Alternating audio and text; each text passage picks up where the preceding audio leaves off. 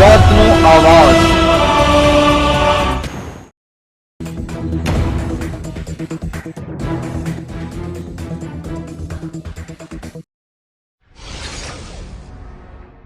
રાજકોટ જિલ્લાના ધોરાજીના ખેડૂતે પોતાના ખેતરમાં ડુંગળીની નિકાસ પર પ્રતિબંધ કરવામાં આવ્યો। તેના વિરોધમાં પોતાના ખેતરમાં ડુંગળીની સમાધિ કાર્યક્રમ કર્યો।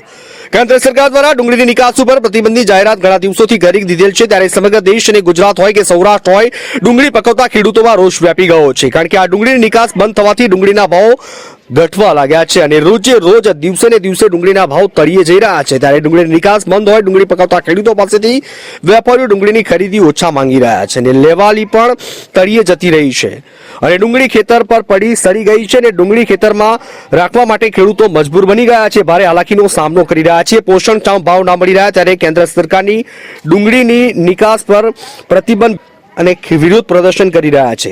મારું નામ હિતેશ પટેલ, ગામ ધોરાજી। હું એક ખેડૂત છું। હાલ અમારા ખેતરની અંદર અમે ડુંગળીનું વાવેતર કરેલ છે। ડુંગળી અમે પુષ્કળ પ્રમાણમાં ઉત્પાદન પણ કરેલું છે। તો હાલ જે ડુંગળી અમારી તૈયાર થયેલ છે, અત્યારે ખેતરમાં ડુંગળી તૈયાર પડી છે, પણ કોઈ વેપારી અત્યારે લેવા તૈયાર નથી અને માગે છે તો એના ભાવમાં માગે છે। અમે વીઘે 20,000 થી 25,000 રૂપિયાનું આમાં ખર્ચ કરેલ છે। તો અત્યારે જો અમે વેચી, વેપારી એના ભાવે માગે છે, એ ભાવમાં અમે ડુંગળી વેચી તો અમને વીઘે 10,000 રૂપિયા માંડ છૂટે એમ છે। તો અમે આટલો ખર્ચો કર્યો છે, તો અમારા વધારાનું અમારું ખર્ચ ને આ અમારું ભરણ પોષણ ક્યાંથી કરવું? અમે સરકારશ્રીને વિનંતી છે, અમારા છોકરા ભણે છે, અત્યારે ભણતરની ફી તમે જોવો, લાખ સવા લાખ ખર્ચો ભણતરની ફી છે। તો અમે એવું હતું કે ડુંગળીનું વાવેતર કર્યું છે, એનું ઉત્પાદન આવશે, સારા પૈસા મળશે તો અમે છોકરાઓની ફી એમાંથી ભરી શકશું। તો અત્યારે અમને આમાં અમારા જે ખર્ચ કરેલ છે એ નથી મળે, બીજા તો વધારાનો તો પછીની વાત છે। તો અમારે આમાં છોકરાઓને કઈ રીતે ભણાવવા, અમારું ગુજરાન કઈ રીતે ચલાવવું? તો સરકારશ્રીને એટલી વિનંતી છે કે હાલ તમે જે નિકાસબંધી કરેલી છે એ વહેલામાં વહેલી તકે ઉઠાવી લ્યો, જેથી કરીને ખેડૂતોને પોષણક્ષમ ભાવ મળી રહે તો ખેડૂતો પોતાનું ગુજરાન ચલાવી શકે। એ જ મારી ખાસ સરકારશ્રીને વિનંતી છે। જય જવાન, જય કિસાન। ધોરાજી પંથકના વિરોધ પ્રદર્શન આવેદનપત્ર આપી આ નિર્ણયને પાછા ખેંચવામાં આવે તેવો ખેડૂતો એક સૂર છે। તાત્કાલિક કેન્દ્ર સરકાર આ ડુંગળીની નિકાસ નિર્ણય પાછો ખેંચે તેવી માંગ કરી રહ્યા છે। મારું નામ જીતેશ ઓગાસિયા, ગામ મારું ધોરાજી। એક ખેડૂત અગ્રણી તરીકે જે મારા ખેડૂત ભાઈઓ મને બોલાવેલો છે આ ખેતરની અંદર કે આજે સમાધિનો એ લોકોએ કાર્યક્રમ ગોઠવ્યો હતો। સમાધિમાં આજે ડુંગળીમાં આજ પાયમાલ થઈ ગયા છે મારા ખેડૂતો ધોરાજી પંથકના। તો સરકારને મારી ભલામણ છે, કૃષિ મંત્રીને, સીએમ સાહેબને, પીએમ સાહેબને તાત્કાલિક ડુંગળીની નિકાસબંધી હટાવી લઈએ। આ એમના બાલ બચ્ચા ભણે છે, એકની સ્કૂલના ફીનો ખર્ચો સવા લાખ રૂપિયા છે। આજે વિજય ખેડૂતોને મારા આજે ડુંગળીનો 22,000 રૂપિયા ઉપરનો ખર્ચા ચડી ગયા છે। તો શું આ બે વર્ષ થયા, ગયા વર્ષે પણ ડુંગળીમાં કિલો 2 રૂપિયા સહાયની વાત કરી હતી, આજ 2 વર્ષ થયા, દર વર્ષે 12મા મહિનામાં નિકાસબંધી કેમ કરે છે? તો આ મારા ખેડૂતનો માલ ઢોલે ઠીપાય છે, આનું શું કરવું? વેપારીઓ પણ હાથ ધરી નાખતા, આજ મારી ડુંગળી તમે જો મજૂરી નથી મળતી, ઉભી થતી, ખર્ચાઓ પણ થતા, ખાતરના ભાવ ડબલ થઈ ગયા છે, ડીઝલના ભાવ એવડા છે, તો મારો જાય તો ખેડૂત ક્યાં જાય? મારી માંગણી છે તાત્કાલિક આ નિકાસ હટાવી લઈએ। પીએમ સાહેબ, સીએમ સાહેબ અને મારી કૃષિ મંત્રીને તાત્કાલિક આ ભલામણ છે। ત્યારે ધોરાજીના ખેડૂતોએ પોતાના જ ખેતરમાં પડેલી ખેડૂતની ડુંગળીની સમાધિ કરી અને કેન્દ્ર સરકારની ડુંગળીની નિકાસ તાત્કાલિક ધોરણે પ્રતિબંધ હટાવ્યા પછી તેની માંગ સાથે ડુંગળીની સમાધિ કાર્યક્રમ કરવામાં આવ્યો અને સરકાર સુધી તમામ ખેડૂતો વર્તી એવા સરકાર સુધી પહોંચાડવા માટેનો સમાધિ જલદ કાર્યક્રમ કરવામાં આવ્યો।